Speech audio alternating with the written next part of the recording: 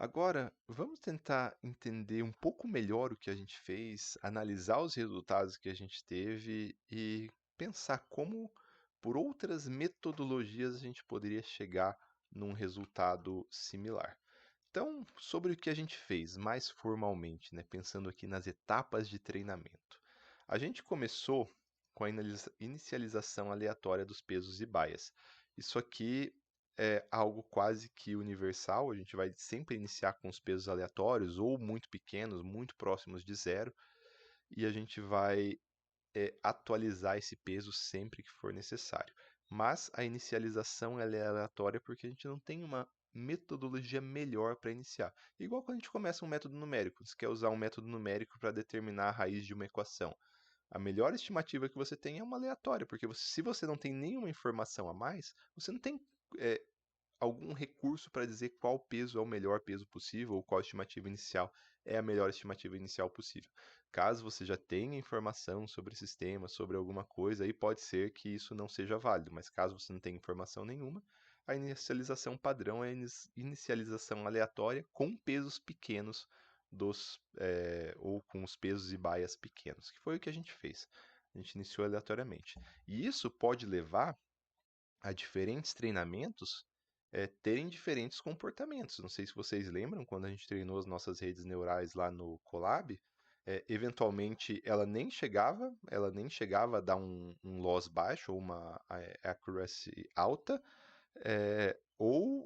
ora ela nem convergia, ora ela convergia, ora ela levava bastante tempo, ora ela não levava bastante tempo, ora ela ficava parada um tempão sem atualizar e depois atualizava. E se vocês forem fazer isso, repetir esse mesmo passo que eu fiz com pesos aleatórios, vocês vão poder levar muito mais épocas, menos, eu não sei porque foi muito rápido, muito mais épocas e podem, no nosso caso, sempre vai convergir, mas é que o nosso caso é perfeito, mas tem casos que não é perfeito, né? Que não são todos os dados que batem. Então, a inicialização ela é aleatória. Tendo os pesos aleatórios iniciados, os pesos e baias aleatórios de um ou de diversos neurônios, a gente usa esse peso para fazer a propagação do dado de entrada para frente. Então a gente tem os nossos dados de entrada, a gente pondera, aplica na combinação linear, aplica na nossa função de ativação e tem um resultado. Essa etapa é chamada de forward pass, porque a gente está passando, né, os pesos do início até o fim do neurônio, está passando a entrada pelos pesos que a gente acabou de determinar. Com isso, a gente consegue calcular o erro, porque a gente vai ter um y predito agora e a gente pode comparar com o nosso y do nosso treinamento, com o nosso y real. A partir daí, do cálculo do erro, a gente pode usar alguma metodologia para atualizar os pesos e baias com a intenção de minimizar o erro. Então, aqui no caso da rede Perceptron em específico, a gente tem uma metodologia bem particular. Essa metodologia ela é particular da rede Perceptron, ela vai ser um, ela até pode ser aplicado o conceito dela em outras redes, mas ela funciona para um neurônio com classificação binária, onde a gente tem essa função degrau, né? Então, essa metodologia ela é feita especificamente para essa rede, mas existem metodologias para outros tipos de arquitetura de rede. A gente vai, até quando a gente criou o nosso algoritmo lá no Colab, a gente tinha um método de otimização específico, né? Então, cada arquitetura de rede ou cada problema em específico vai ter uma forma melhor de atualizar os pesos e baias. Atualizados pesos e baias, a gente vai repetir esse procedimento por várias épocas. Então, propagação para frente desses novos pesos, cálculo do erro, atualização dos pesos. Propagação para frente dos valores de entrada com esses novos pesos, cálculo do erro, atualização dos valores. Propagação para frente desses novos dados com os dos dados com os novos pesos, cálculo do erro, atualização dos valores. A gente vai fazer isso e vai repetir isso aqui por várias épocas até minimizar o erro. O erro ele pode não chegar a zero, no nosso caso chegou a zero, porque aqui era perfeito, mas se tiver algum ruído pode não chegar a zero, tudo bem? E ainda tem uma coisa crítica que a gente está fazendo aqui, mas isso é assunto para a próxima aula, que a gente está usando todos os dados para treinar e para validar, mas normalmente é feito separado. Validação, a gente poderia treinar com esses dados aqui, tudo bem? E a gente poderia ter mais uns 5 dados que a gente só validaria, calcularia o erro não com base nesses dados aqui, mas com base nos dados de validação. É, então, a partir daqui, a partir dessa metodologia, a gente conseguiu definir os pesos que levavam a menor perda possível, o menor erro possível, né? E a gente levou 3 épocas para fazer isso. Como eu disse, existem diversos pesos que fariam isso daqui dar certo. Então, por exemplo, provavelmente 0,4, ó. Ah, não, 0,4 ainda mudou. Tá bem sensível os pesos.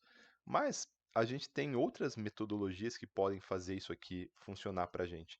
Eu vou copiar isso aqui, eu vou colar aqui, vou deixar ele bem quietinho aqui do lado e vou deixar esses valores tudo zero. Zero, zero, zero, zero, zero. Então, lembrando, né, voltamos para a perda 50. Eu vou usar um algoritmo de otimização que tem dentro do Excel, que ele pode fazer isso aqui também. Então, existe um pacote suplementar chamado Solver, ó, aqui em cima, e esse Solver ele tem alguns algoritmos de otimização. Ele tem o Simplex, que é um algoritmo muito utilizado em redes neurais mais antigas, GRG não linear. Esses dois algoritmos eles são utilizados para treinamento de rede neural, só que eles não servem para o cálculo, para otimizar a simplex, porque a simplex, essa função degrau descontínua, ela atrapalha um pouquinho essas metodologias. Mas a gente tem um evolucionário aqui, que o evolucionário é quase uma força bruta aprimorada. Vai demorar um pouquinho, mas se eu mandar resolver aqui, o que eu vou fazer? Eu vou falar que eu quero minimizar, ó, minimizar o valor da célula loss, da função objetivo, variando os pesos. Basicamente é isso, eu quero minimizar o valor do loss variando os pesos, com a restrição que os meus pesos têm que ser maior que -1 e menor que 1. Eu vou clicar aqui em resolver. Ele iniciou aqui embaixo, ó, se vocês forem ver, ele está fazendo milhares de subproblemas. Ó, já tentou 2.000 combinações, 3.000 combinações, e ele está tentando chutar diversos valores de R, G, B, I e bias dos pesos, né? De forma a tentar chegar no menor erro possível, no menor loss possível, convergir isso aqui para zero. Tudo bem? Então, isso é uma outra estratégia. Os algoritmos evolutivos, eles são muito comuns mesmo para otimização de redes neurais. Ainda mais um tipo específico de rede neural, que é quando você coloca uma para competir com outra. E basicamente, eu acho que o que a gente tem que falar para finalizar essa parte mais conceitual, né, que o que vocês têm que lembrar para as próximas aulas é que a gente vai sempre começar a partir de pesos aleatórios, que o treinamento ele não vai ser, ó, convergiu. Convergiu para zero? Não conseguiu?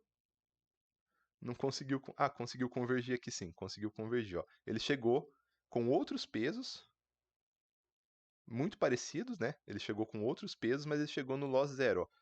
Então ele foi chutando aleatoriamente, depois usou uma metodologia também, né, uma metodologia de cruzar os genes e tudo mais, é um método bem interessante.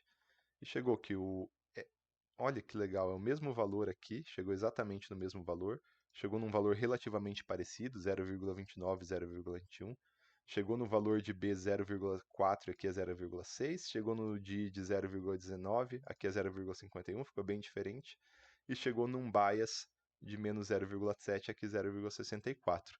Então ele chegou em outra combinação de pesos de neurônios que também fez o loss ser zero. Mas olha que interessante.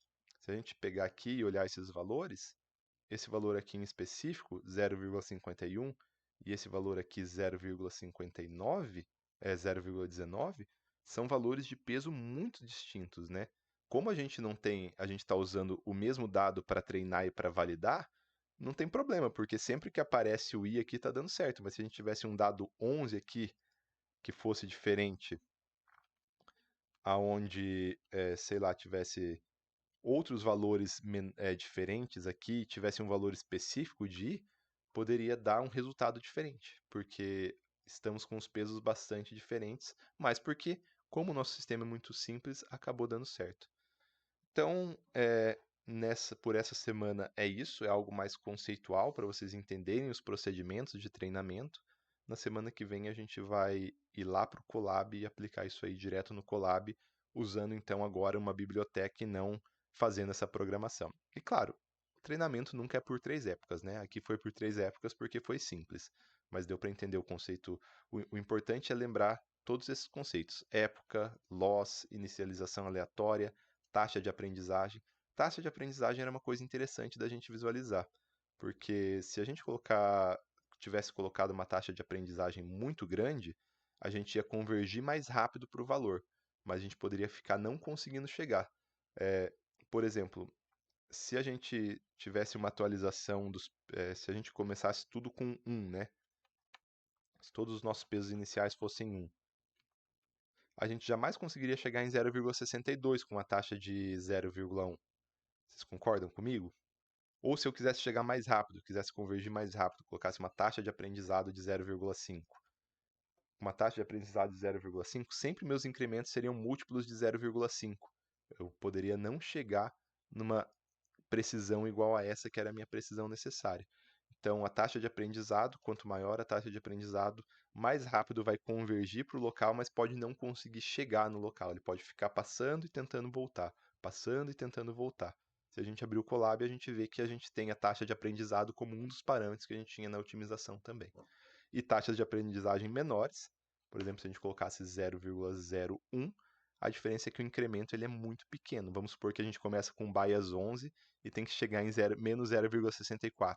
Com esse incremento de 0,01 em 0,01, vai 100 mil interações, se todas tiverem erro, 100 mil iterações, só para chegar, só para cancelar esse 11 aqui.